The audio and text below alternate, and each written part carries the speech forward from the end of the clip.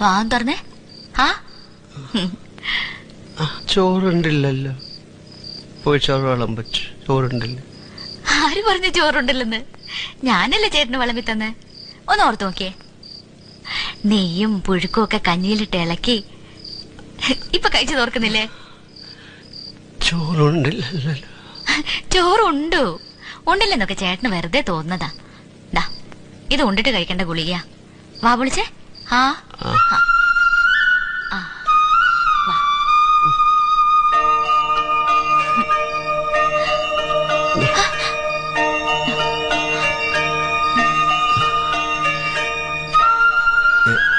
ഞാൻ പറഞ്ഞത്